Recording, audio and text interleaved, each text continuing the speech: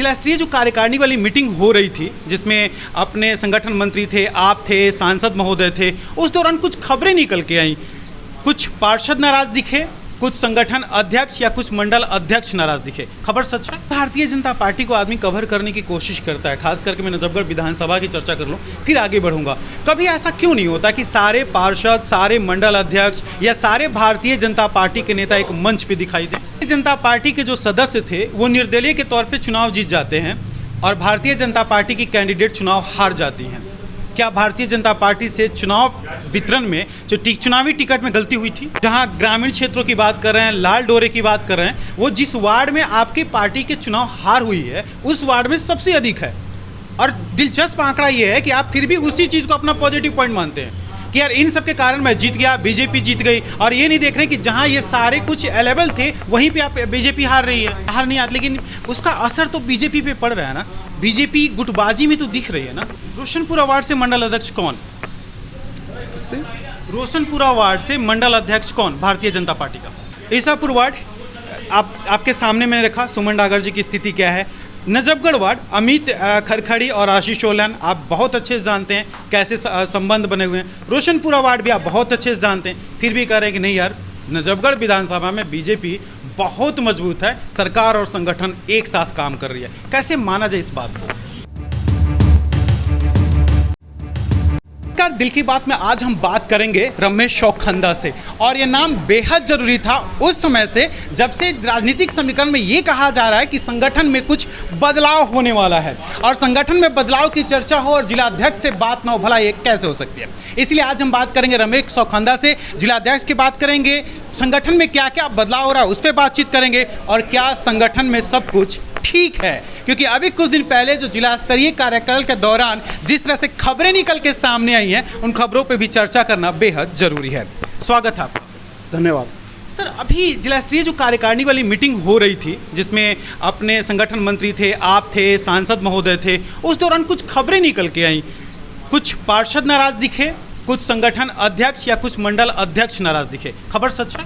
नहीं, ये कोई खबर सच नहीं है, कोई नाराज़ नहीं है। पार्टी बहुत बढ़िया ढंग से, सारे हमारे निगम पार्षद, सारे पार्टी के पदाधिकारी बहुत अच्छी तरह से काम करें, पूरे संगठित होके, और हमें 2024 का चुनाव बहुत महत्वपूर्ण ढंग से, और आदरणीय नरेंद्र मोदी जी को पहले जो 303 सीटें मिली थी उससे भी अधिक लगभग 400 सीटें का हमारा टारगेट है, वो हम जीतेंगे। पूरी पार्टी पूरी तरह संगठित है। जब भी भारतीय जनता पार्टी को आदमी कवर करने की कोशिश करता है, खास करके मैं नजफगढ़ विधानसभा की चर्चा कर लूँ, फिर आगे बढ़ूंगा, कभी ऐसा क्यों नहीं होता कि सारे पार्षद, सारे मंडल अध्यक्ष या सारे भारतीय जनता पार्टी के नेता एक मंच पे दिखाई दें? मुझे ऐसा लगता है कि अनेकों वर्षों से यदि हम देखें तो नजफगढ़ भारतीय जनता पार्टी के लिए बहुत ही सकारात्मक विधानसभा रही है, और उसका मैं एक आपको उदाहरण देता हूं। अभी कैलाश गहलोत यहाँ से इसी विधानसभा से विधायक भी हैं और आम आदमी पार्टी की मंत्री भी हैं। पार्टी बड़ी लंबी चौड़ी बातें करती है और बड़ी अपनी सेखी बांधती है, लेकिन आप एक चीज़ देखिए कि 6 महीने पहले, 7 महीने पहले जो निगम के चुनाव हुए, उन निगम के चुनाव में एक भी सीट आम आदमी पार्टी यहाँ से नहीं जीत पाई। इससे ज़्यादा शर्मनाक बात नहीं हो सकती है, और इससे ज़्यादा भारतीय जनता पार्टी के लिए अच्छी बात नहीं हो सकती है कि भारतीय जनता पार्टी ने यहाँ पर आम आदमी पार्टी को एक भी सीट नहीं जीने दी, और 3 सीटें भारतीय जनता पार्टी यहाँ से जीती है, और 1 सीट वो भारतीय जनता पार्टी के ही सदस्य थे, वो बाद में उन्होंने चुनाव लड़ा, वो जीते। लेकिन आम आदमी पार्टी को रमेश जी, भारतीय जनता पार्टी के जो सदस्य थे वो निर्दलीय के तौर पर चुनाव जीत जाते हैं और भारतीय जनता पार्टी की कैंडिडेट चुनाव हार जाती हैं। क्या भारतीय जनता पार्टी से चुनाव वितरण में जो चुनावी टिकट में गलती हुई थी? देखिए, कोई चुनाव टिकट के वितरण में गलती नहीं हुई है। जहाँ तक हार जीत की बात है, अनेकों कारण होते हैं जीतने के भी और हारने के भी। लेकिन अभी तो बीजेपी और आम आदमी पार्टी के लिए आपने अपनी उपलब्धियों में जोड़ लिया कि ये हमारी उपलब्धि है, और हार गए तो कह रहे हैं कारण बहुत से होते हैं। मैं कभी भी इस बात को नहीं कह रहा, मैंने सिर्फ आपको ये कहा है कि आम आदमी पार्टी का विधायक और आम आदमी पार्टी का मंत्री इस विधानसभा में है, और इस विधानसभा की जो बदतर हालत है आज की, चाहे पानी की हो, चाहे सीवर की हो, और आप अगर जो इसको ग्रामीण पृष्ठभूमि मानते हैं, यहाँ पर 18-20 गांव हैं, तो आज तक लाल डोरा नहीं बढ़ा पाए हैं। वो 2015 में रेगुलर लगातार तब से उनकी सरकार है, लेकिन देहात के अंदर ना किसानों का कुछ हुआ है। हम एक बात को बार बार उठाते रहे हैं। रमेश जी, मैं इस चीज़ को और थोड़ा क्लियर कर दूं। जहां ग्रामीण क्षेत्रों की बात कर रहे हैं, लाल डोरे की बात कर रहे हैं, वो जिस वार्ड में आपके पार्टी के चुनाव हार हुई है उस वार्ड में सबसे अधिक है। और दिलचस्प आंकड़ा ये है कि आप फिर भी उसी चीज़ को अपना पॉजिटिव पॉइंट मानते हैं कि यार इन सब के कारण मैं जीत गया, बीजेपी जीत गई, और ये नहीं देख रहे कि जहां ये सारे कुछ अवेलेबल थे वहीं पे आप बीजेपी हार रही है और फिर भी करेंगे हम जीत रहे हैं। देखिए, ना तो आज तक कभी कांग्रेस और ना ही आम आदमी पार्टी सभी के सभी पार्षद जीते हों या सभी के सभी विधायक जीते हों, ऐसा तो नहीं होता है। पार्टी में कहीं ना कहीं कुछ न कुछ कारणों से सीटें हारते भी हैं और जीतते भी हैं, ये सब चीज़ें होती रहती है। लेकिन मैं जिस विषय की बात कर रहा हूँ, जो आपको शायद महसूस भी हो कि अगर जो उनके विधायक इतना अच्छा काम कर रहे हैं और उनकी पार्टी इतना अच्छा काम कर रही है, तो क्या कारण है कि उनका मंत्री यहाँ एक भी पार्षद अपना नहीं जितवा पाया। भारतीय जनता पार्टी का यहाँ विधायक भी नहीं है, भारतीय जनता पार्टी की दिल्ली में सरकार भी नहीं है, और इस सब के बावजूद भी अगर जो भारतीय जनता पार्टी ने 3 निगम की सीटें जीती हैं, तो ये हमारे लिए एक बहुत बड़ी उपलब्धि है। जहाँ तक नजफगढ़ विधानसभा की आप बात कर रहे थे, बेहतरीन मजबूत होकर यहाँ पर भारतीय जनता पार्टी चुनाव लड़ी। कार्यकारिणी की मीटिंग के दौरान एक इंजीनियर शब्द भी बड़ी जोरों शोर से आया था। आपके ईसापुर वार्ड की जो कैंडिडेट थी सुमन डागर, वो खड़ी होकर के इंजीनियर शब्द का इस्तेमाल करती हैं। कि मुझे नहीं लगता है कि इस तरह की कोई कार्यकारिणी के दौरान, क्योंकि कार्यकारिणी में आपने जहाँ से भी ये बातें सुनी होंगी किसी दूसरे के माध्यम से सुनी है, क्योंकि वो संगठन की बैठक है और संगठन की बैठक में संगठन के ही सारे पदाधिकारी, संगठन के कार्यकर्ता उसके बीच में रहते हैं, तो अनेकों चीज़ें ऐसी होती हैं जो वहाँ पर प्रेस में या दूसरे उसमें नहीं जाती हैं।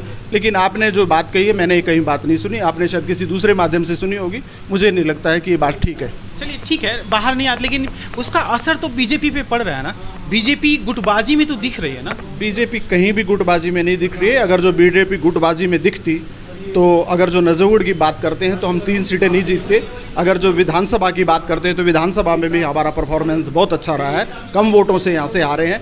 और अब 2014 हो 2019 हो, दोनों में बहुत बढ़िया तरह इस विधानसभा से आदरणीय सांसद जी को, प्रवेश जी को यहाँ से वोट मिली हैं। और बल्कि मैं तो ये कहना चाहूँगा कि पूरी दिल्ली के अंदर जो 7 लोकसभाएं हैं, उन 7 लोकसभाओं में प्रवेश जी दोनों बार सबसे अधिक वोटों में दिल्ली से जीते हैं। और मैं एक बात और बता दूं, 2024 में भी यहाँ से बहुत भारी बहुमत से लोकसभा की सीट जीती जाएगी। और तीसरी बार ये हैट्रिक बनाने का काम भारतीय जनता पार्टी बनेगी कि तीसरी बार दिल्ली में सबसे अधिक मतों से ये पश्चिमी दिल्ली लोकसभा की सीट प्रवेश वर्मा जी जीतेंगे। रोशनपुरा वार्ड से मंडल अध्यक्ष कौन? रोशनपुरा वार्ड से मंडल अध्यक्ष कौन भारतीय जनता पार्टी का? रोशनपुरा वार्ड से जो हमारा पिछला संगठन था, उसके संगठन में राजेश सोलंकी जी यहाँ पर मंडल अध्यक्ष थे। पीछे कुछ उनके पारिवारिक स्थिति रही है, उनके पिताजी का देहांत थोड़ा हुआ था, परिवार में इस तरह की कुछ घटनाएं हुई हैं, तो वो बहुत सक्रिय रूप से अभी काम नहीं करते। लेकिन फिर भी ये कुछ संगठन के विषय हैं, ये हम लोगों के इसमें है। मैं इसीलिए आपको बार बार संगठन पे खींच रहा हूँ। मैं 3 एग्जाम्पल देता हूँ आपको सर। ईसापुर वार्ड आपके सामने मैंने रखा, सुमन डागर जी की स्थिति क्या है। नजफगढ़ वार्ड अमित खरखड़ी और आशीष सोलन आप बहुत अच्छे से जानते हैं कैसे संबंध बने हुए हैं। रोशनपुरा वार्ड भी आप बहुत अच्छे से जानते हैं, फिर भी कह रहे हैं कि नहीं यार, नजफगढ़ विधानसभा में बीजेपी बहुत मजबूत है, सरकार और संगठन एक साथ काम कर रही है। कैसे माना जाए इस बात को? अगर जो मैं ये बातें हवा में कह रहा हूँ या भाषण के रूप में कह रहा हूँ या किसी जनसभा में कह रहा हूँ या केजरीवाल की तरह से केवल प्रोपेगेंडा या प्रचार करने के नाते कह रहा हूँ, तो शायद आपको लगता है कि ये वैसा हो रहा है। लेकिन मैं तो तथ्यों के आधार पे कह रहा हूँ, और तथ्य यही बताते हैं कि हम यहाँ से 3 सीटें जीते हुए हैं और यहाँ से हम निगम के अलावा विधानसभा चुनाव भी कम वोटों से यहाँ से हारे हैं। और बेहतरीन ढंग से सारे कार्यक्रम यहाँ पर लगातार संपन्न हो रहे हैं। ना हमारा कोई कार्यकर्ता किसी तरह से कोई इस तरह की जो बातें आती हैं, ये बातें तो आप लोगों का प्रेस और मीडिया है, ये सब चलती रहती हैं। और ये ज़रूरी भी है, क्योंकि आप लोगों को थोड़ा सा कहीं ना कहीं इस तरह के मसाले की चीज़ें चाहिए। लेकिन मैं एक बात फिर आपको कह दूं कि भारतीय जनता पार्टी का एक एक कार्यकर्ता जी जान लगा के यहाँ काम कर रहा है। और तथ्यों के आधार पर मैं कह रहा हूँ कि हम यहाँ से केजरीवाल के मंत्री को बुरी तरह हरा के 3 निगम की सीटें यहाँ पर जीते हैं। ये अपने आप में एक बहुत बड़ी बात है। मटियाला विधानसभा नज़दीक की एक विधानसभा है जिसमें बहुत गांव पड़ते हैं, उसमें से 6 से 5 सीटें हम यहाँ पर जीते। तो कहीं भी भारतीय जनता पार्टी में किसी तरह की कोई ऐसी बात ही नहीं है। सर एक चीज़ और थोड़ा सा मैं जानना चाहूँगा सर, संगठन में बदलाव का दौर चल रहा है, जिलाध्यक्ष के दौर में है क्या रमेश चौखंदा? देखिए, ये हमारी लोकतांत्रिक पार्टी है और इसमें एक सामान्य प्रक्रिया है संगठन के बदलाव की। राष्ट्रीय स्तर से लेकर बूथ स्तर तक हमारे सभी महत्वपूर्ण कार्यकर्ता एक लोकतांत्रिक ढंग से अपने अपनी जिम्मेवारियों पर अपना काम निभाते हैं वो पूरा का पूरा। और जिस कार्यकर्ता को जिस तरह की जिम्मेवारी देती जाती है वो काम करता है। अनेकों वर्षों में आप देखिए कि बहुत साधारण परिवार और साधारण घरों से जो लोग आए हैं वो इस संसार की सबसे बड़ी जो राष्ट्रीय पार्टी है उसके अध्यक्ष बने हैं। चाहे वो नितिन गडकरी जी हों, आदरणीय राजनाथ सिंह जी हों, अमित शाह जी हों, अभी वर्तमान में जेपी नड्डा जी हों, जितने भी ये लोग आए हैं ये सब साधारण कार्यकर्ता भारतीय जनता पार्टी के रहे और इन्होंने अपनी मेहनत से और भारतीय जनता पार्टी का काम करते करते ये राष्ट्रीय अध्यक्ष के रूप में पहुँचे। तो ये भारतीय जनता पार्टी की सामान्य एक प्रक्रिया है जिसमें संगठन के दायित्व दिए जाते हैं और संगठन में सब लोग मिलकर काम करते हैं। जिस तरह से जो जिम्मेवारी पार्टी ठीक समझती है उस कार्यकर्ता को जिम्मेवारी दी जाती है और जिम्मेवारियाँ बदलती रहती है, लेकिन कार्यकर्ता बहुत मेहनत के साथ जी जान से उसका काम करते हैं। हमसे बातचीत के लिए शुक्रिया। बहुत बहुत धन्यवाद।